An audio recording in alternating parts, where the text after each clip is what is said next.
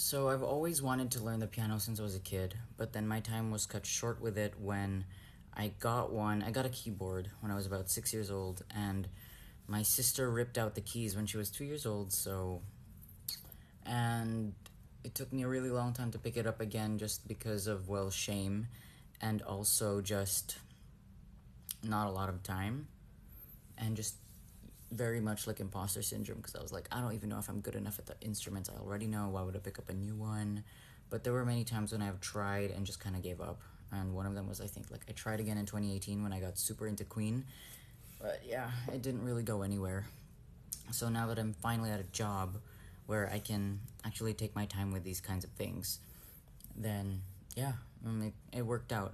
And I started picking it up around end of December, and this video was recorded around January 8th. And on the way home, I wrote the poem that shows up on the screen. I wrote it on my notes app, and then recently, like in the past few weeks, I transferred it onto paper, and it's been really hard. And also the fountain, that's Buendia. That's the fountain underneath the Buendia Skyway. I also filmed that on the way home. Something about it just felt really somber to me, and I knew that I wanted to overlay it with the sound looping for that piece. And every loop is intentional, every hard cut is intentional, because if I really wanted to make them transition softly and smoothly into one another, I could have used CapCut, right, which I obviously am used to using, but I wanted it to convey the abruptness of certain parts of the composition. So it was an improvisation, but was intentional in the way that they were basically creating like some kind of feedback loop with one another. My dogs are entering the room. And there are parts where they're in unison.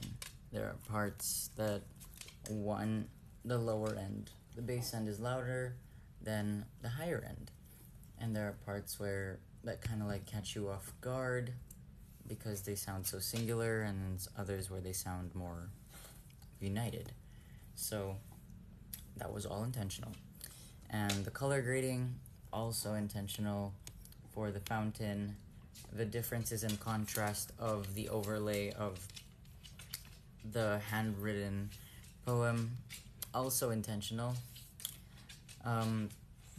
I don't want to go into too much detail about what every single thing means without, ruining the magic of it all, but I know that I wanted this one to be special because ever since I started picking up the keyboard slash piano, I've been documenting my improvisations and things like that, because I've also come to find that I do resonate more at this point. I'm also a lot earlier on with kind of just letting myself do whatever, and then learning chords, and then learning drills and like scales, so that I could get into the repetition, the muscle memory of it, and understanding the instrument rather than kind of rigidly enforcing things, so that, because I would just not find it fun, and I wanted to have fun. And processing grief and loss felt like it needed to move through my body somatically.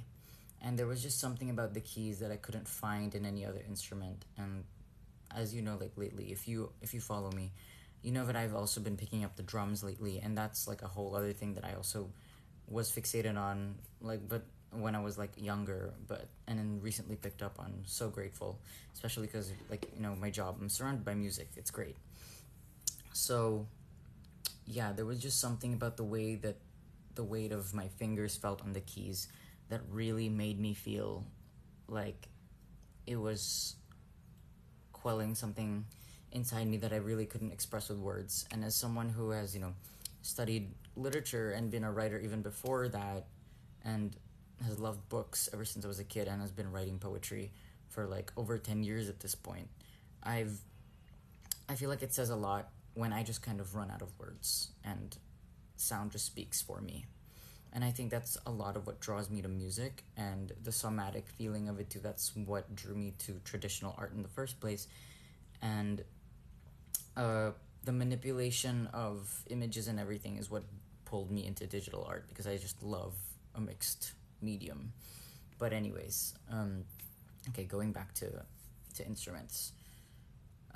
It was just pure feeling. I had no idea what I was doing. I didn't even know basic chords yet.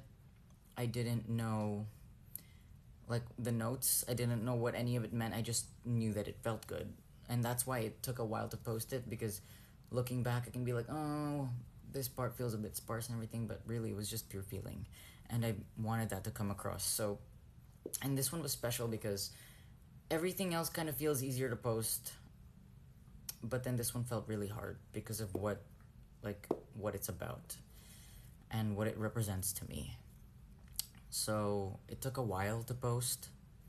It took a while to put together. The overlay of the fountain took definitely less than a week, but transferring the poetry, like editing it and transferring the poetry onto paper, which is what I really wanted, took a while, because I thought about just kind of like editing it, just throwing it on CapCut and just letting it roll. But I was like, there's really something about this piece that called to me to do it in a way that felt real, tangible, corporeal. I needed to feel it in my hands. So I wrote in cursive with blue ink on paper, and then I taped it together. I crumpled it up in this video. Here, I'll probably put like an overlay here. And then I taped it together. And then I tried to film it several times at the office and failed. And then was it today? Actually, it was just today.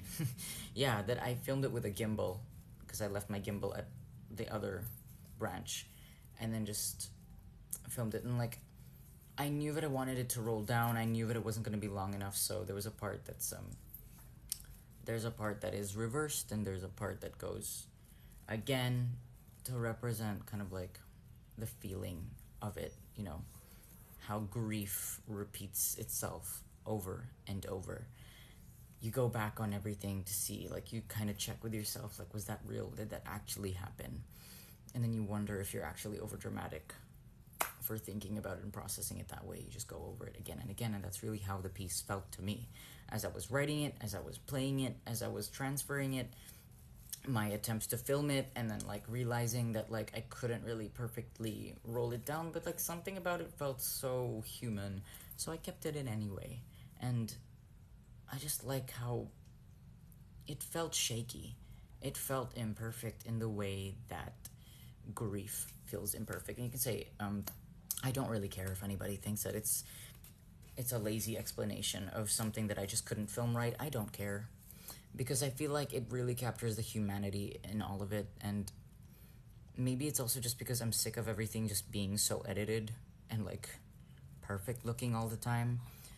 I really just wanted humanity to bleed through in this piece, and I feel like I was able to accomplish that in a way that satisfies me from start to finish.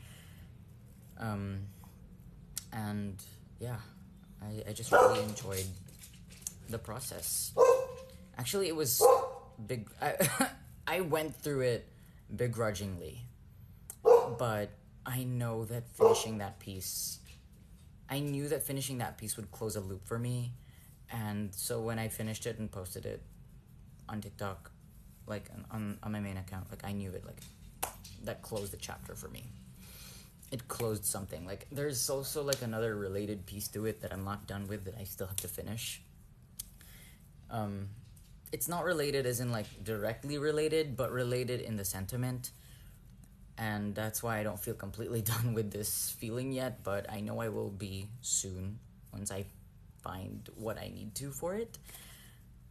Because my house is still kind of a mess from being burnt out last year when I moved in, and so I'm still kind of like in the process of fixing everything. But yeah, feels really good to finish that, and I'm really thankful to be able to share that process with you. And I would love to make more videos like this, but still try not to like spoil the magic of it all. So yeah, thank you for listening if you did.